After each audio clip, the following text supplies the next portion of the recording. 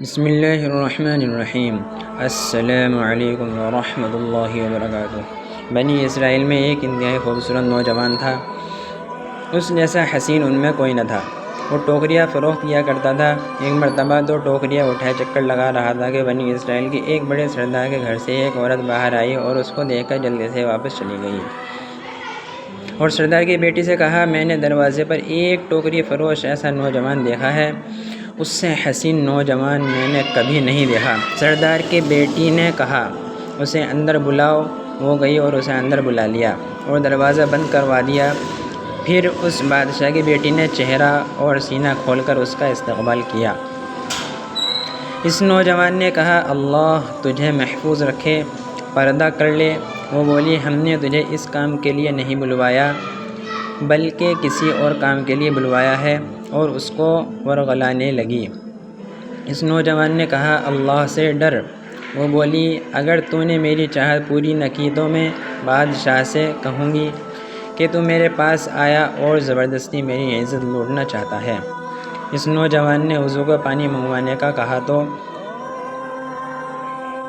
اس لڑکی نے باندی سے کہا، اس کے لیے وضو کا پانی محل کے اوپر رکھنا کہ یہ بھاگ نہ سکے۔ جب یہ محل کے اوپر پہنچا تو کہا، اے اللہ، مجھے ایک معصیت کی دعوت دی گئی ہے اور میں نے یہ پسند کیا ہے کہ میں اس محل سے چھلانگ لگا لوں گا لیکن گناہ نہ کروں گا۔ اس نے بسم اللہ پڑھ کر چھلانگ لگا دی۔ اللہ کی رحمت کو جوش آیا۔ اللہ نے ایک فرشتہ اتارا۔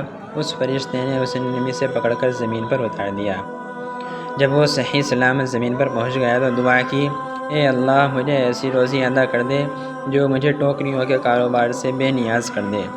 اللہ تعالی نے اس کی دعا قبول کی اور سونے کی منڈیوں کا ایک لشکر بھیجا۔ اس نے انہیں پکڑا اور اپنا کپڑا بھر لیا اور کہا، اے اللہ، اگر تو نے یہ رزق مجھے دنیا میں سے عطا کیا ہے تو اس میں برکت عطا فرما، اور اگر یہ آخرت میں سے کم ہوا ہے تو مجھے اس کی کوئی ضرورت نہیں۔ آواز آئی، یہ تیرے خود کو زمین پر پھینکنے کے اجر کا 15واں حصہ ہے۔ اس نے کہا، اے اللہ، مجھے اپنے آخرت کے اجر سے کم ہونے والے رزق کی کوئی ضرورت نہیں۔ لہٰذا تمام ٹڈیاں واپس چلی گئیں۔